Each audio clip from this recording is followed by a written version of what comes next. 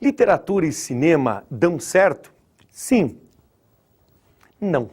Depende muito de quem absorve a beleza do texto literário e lhe dá a leitura, a roupagem, a forma do cinema. Cuidado com isso quando você observar uma obra que foi transposta para a linguagem cinematográfica.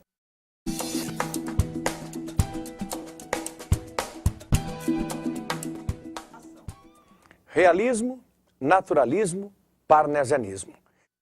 Didaticamente, 1881 a 1893. Pouquíssimo tempo, tantas coisas a serem escritas. Deixe-me fazer uma pergunta. Pense bem antes de responder. Conhece alguém míope? Muito bem. Guarde então algumas dificuldades de alguém míope. Se você o é, sabe muito bem. Conhece alguém que tenha certa dificuldade em falar, uma pequena dificuldade em pronunciar palavras? Guarde isso também para você. Some as duas, miopia e gagueira. Conhece alguém que se alimente e tenha uma grande queimação no organismo, estômago dói, intestinos não funcionam corretamente? Conhece esse alguém? Some para mim, por favor. Miopia, dificuldades estomacais, não esqueça a gagueira. E deixe isso de lado por enquanto. Que tal você somar com a epilepsia? Conhece alguém epilético? Sabe das dificuldades? Muito bem. Fique com essas 4 situações que fisicamente perturbam a qualquer pessoa. Olhe agora para 4 situações sociais. Ser negro, que para o século XIX não era uma situação agradável, que lástima, né? Que mancha em nossa vida social. Mas isso é século XIX. O que não podemos é reprisar o século XIX em pleno século XXI. Deixemos o passado para o passado nesse sentido. Aliás, deixá-lo de lado como reflexão. Ser negro, ser pobre, ser órfão, ser semi-analfabeto. 4 características sociais, 4 características físicas. Coloque tudo isso em uma pessoa. Em uma pessoa só. Está surpreso? Deveria. A pessoa sobre a qual estou fazendo referência é um homem chamado Joaquim Maria. Vamos ver o sobrenome, Machado de Assis. Joaquim Maria Machado de Assis, grande romancista brasileiro. Para muitos, como este que vos fala, o melhor de todos. Um romancista que teve 2 grandes vertentes. A vertente romântica, sob a influência do romantismo, e a vertente realista, a sua melhor.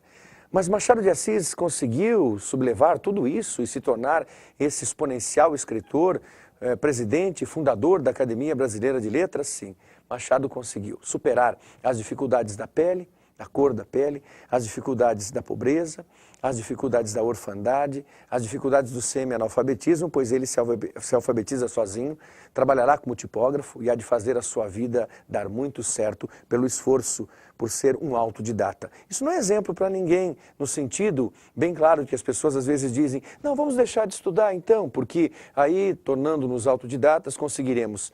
Machado é raro. Há raros, mas a palavra diz tudo, raro. Normalmente nós precisamos de companhia, de professores, de educação, como é o aspecto da TV Paulo Freire, chegando até a sua escola, seu estabelecimento de ensino, ou chegando até a sua casa. É isso que é singular. Machado levou tudo isso com muito bom humor, com muita ironia, com muita acidez. E venceu também as dificuldades físicas. Um bom óculos ajudou na miopia. Claro, um bom óculos para a época. A gagueira foi vencida com muito esforço. Um esforço de autodidata também e de oralidade. As dificuldades estomacais, elas foram resolvidas à custa de muito medicamento daquela época, mas do ponto de vista natural. Mas as grandes dificuldades epiléticas, essas o acompanharam até 1908, quando o poeta, o cronista, o teatrólogo, o romancista Machado de Assis falece. Que grande homem, que grande exemplo de brasileiro.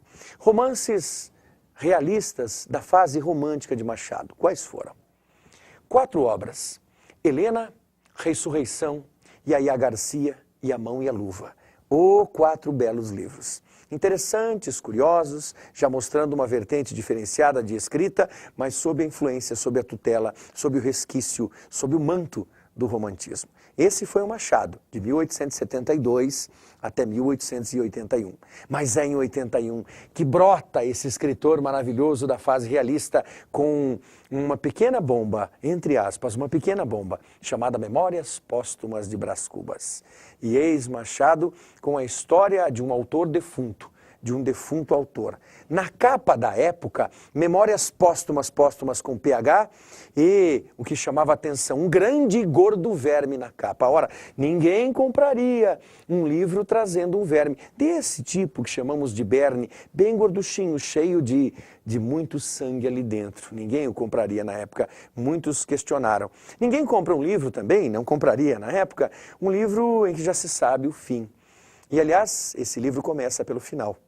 Eis que o livro é dedicado ao primeiro verme que roer as frias carnes, dedico essas saudosas memórias.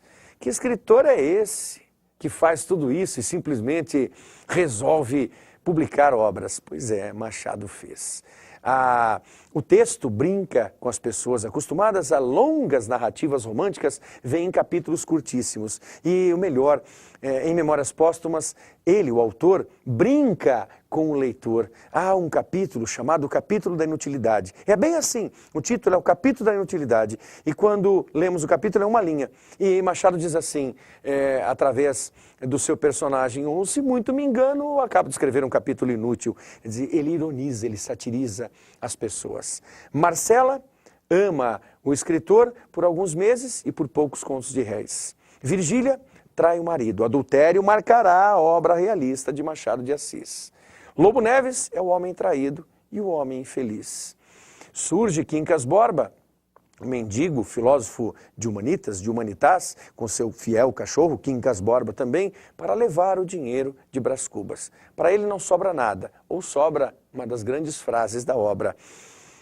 A ninguém deixei o legado da minha miséria. Não tive filhos, não constituí família, não fui feliz. Ele está dizendo exatamente isso. Primeiro livro desse quarteto maravilhoso de obras realistas de Machado. Memórias Póstumas de Brás Cubas. Leitura obrigatória para alguns vestibulares, leitura obrigatória para a UTFPR, Universidade Tecnológica Federal do Paraná, nos seus mais variados campos espalhados pelo estado. 1881 foi a obra Memórias Póstumas. Quase 10 anos depois, Machado publica Quincas Borba, a história do professor Rubião. Quincas Borba é o filósofo amalucado. Ele tem um cãozinho, mas tem o fiel amigo Rubião, que era um sujeito 100% correto, ou quase 100%, porque o dinheiro o corrompe. A filosofia de humanitas se faz presente na vida de Rubião, e ele terminará enlouquecido, deixando a frase clássica: ao vencedor as batatas, ao vencido ódio e compaixão. Pois é, ao vencedor as batatas, mas ele perdeu tudo. É enganado, ludibriado por Cristiano Palha, pelo Palha mesmo, e ludibriado, é claro, por Sofia, a quem ele desejou intimamente. E eis Machado de Assis no realismo. Alguns anos depois, a obra que nos interessa é Dom Casmurro. Dom Casmurro, da Universidade Federal do Paraná e de outras tantas instituições de ensino.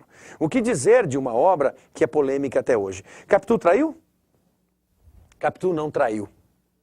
Você responda. Muitos leitores hão de dizer que Capitu traiu, dentre eles Dalton Trevisan, que insiste, traiu sim, com toda certeza. Outros, como Antônio Calado, dirão, não, Capitu não traiu, nada feito. E aqueles que dizem que, na verdade, quem traiu foi o próprio Bento Santiago Bentinho, pois ele era encantado por Escobar. Bobagem, não caia nessa.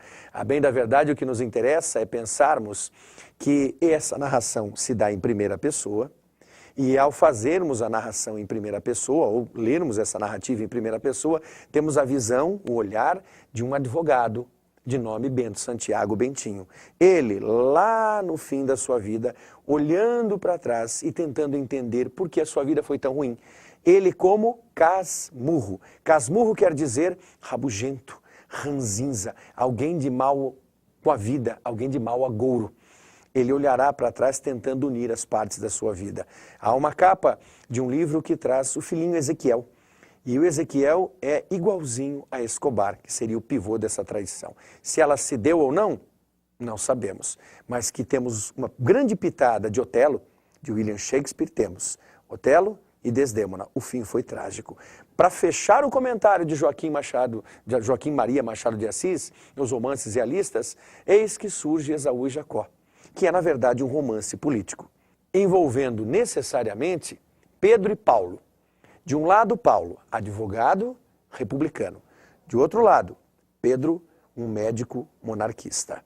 A república e o império, sempre brigando, nunca terminarão bem. Memorial de Aires é a obra final de Machado de Assis. Em 1908, depois de perder a sua amada Carolina, morre Machado de Assis. Aliás, Carolina, a sua grande musa, inspirou um dos mais lindos poemas de nossa literatura.